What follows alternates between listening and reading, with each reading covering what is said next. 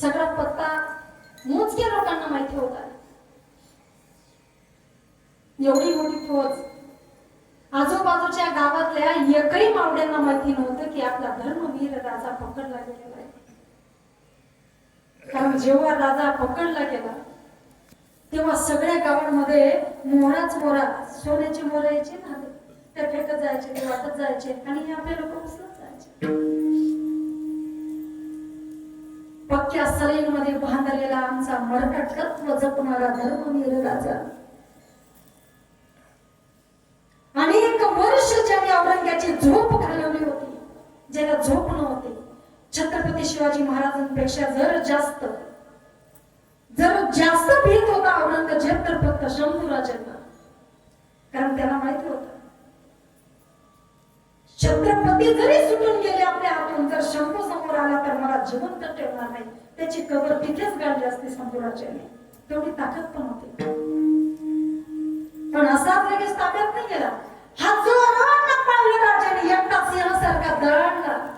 काश जसं पावणे खिंडी वाचवण्यासाठी जेव्हा बाजीप्रभू देशपांडेंचं छत्रपती शिवाजी महाराजांनी ऐकून घेतलं असतं, तसं जर शंभूराजाने कवी कलशांचं ऐकून घेतलं असतं ना, तर आज औरंगजेबच काय, टिपू सुलतानच काय, एकही कपडे या महाराष्ट्रामध्ये दिसले नसते, ठेवलीच नसते शिल्लक.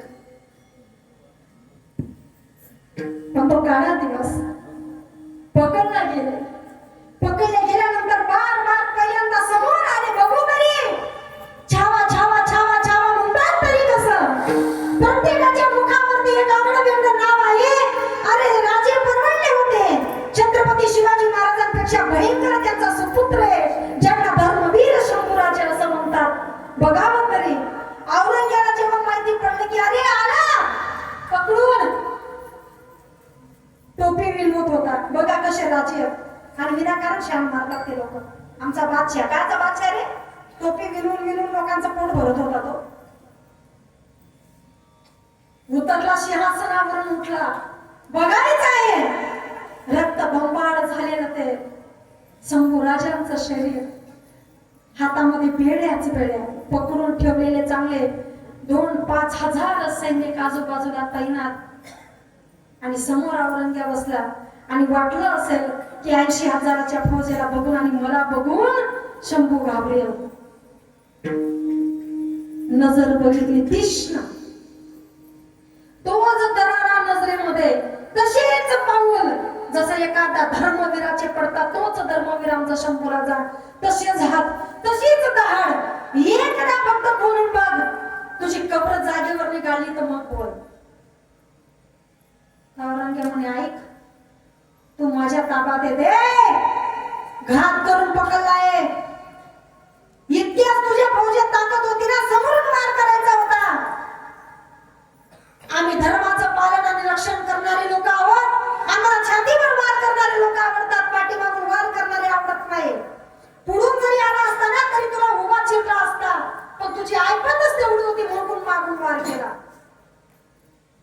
असू दे ना, तुला जागीरदार देतो ना, सोडतो, तुला मुक्त करतो, सरदार पण माझा, स्वीकार कर आमचा धर्म. अरे हट, ऐक, तुझ्या वडिलांनी पण मला तसाच त्रास दिला, आता तू मला त्रास देऊ नको, नाही तर मी तुला सोडणार नाही. तुला पटेल ते कर.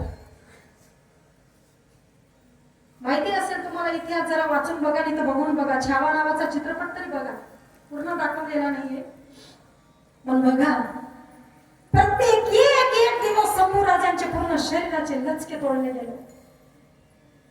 चिंतनाला बसताना सुद्धा आम्हाला काहीतरी लागेल म्हणून आम्ही घाबरतो आणि आपल्या शुद्धीवर येतो.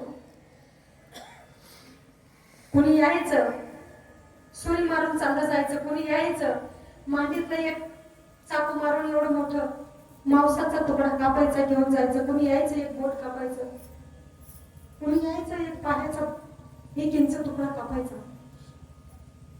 कुणी हाडूच मागून खिळे ठोकून जायचं, कुणी काय करायचं इतकंच नाही.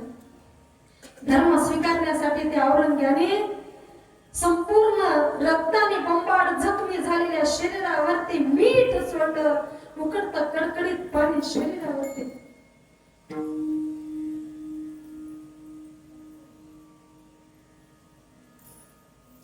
कसं म्हटलं असेल?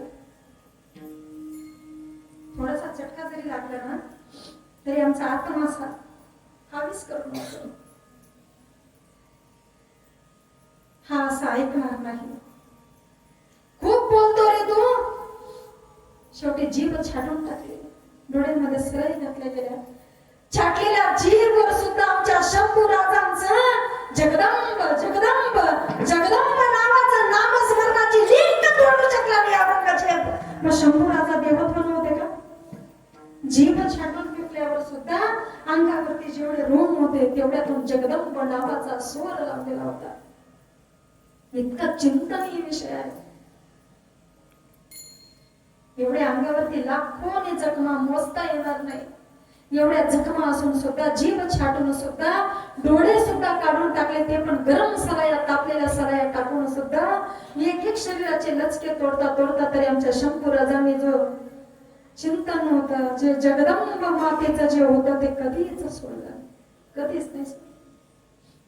मग ते शंभू राजांमध्ये देवत्व नव्हतं. 40 दिवस मृत्यूशी झुंज खेळणारे राजे, तुम्ही आपण कीर्तन ऐकायला ज्याच्या जीवावर बसतो ना, ते दोघं बाप लेक आणि त्यांना घडवणारी माझी राष्ट्रमाता जिजाऊ साहेब. या महाराष्ट्राला 2 जिजाऊ लाभल्या, एकीने तुकोबा दिल्या आणि दुसऱ्याने शिवबा दिल्या. विचार करा. आणि या महाराष्ट्राच्या पावन पुण्यभूमीमध्ये देहाकडून देवत्वाकडे जाताना माझ्या शंभूराजाचे शरीर सुद्धा देवत्व स्वरूपाला प्राप्त झालं. फक्त एकच आहे, तो काय मोजता येतो का? तो एवढा आहे का तेवढा आहे? तुकोबराय वर्णन करतात अभंगाच्या दुसऱ्याच्या.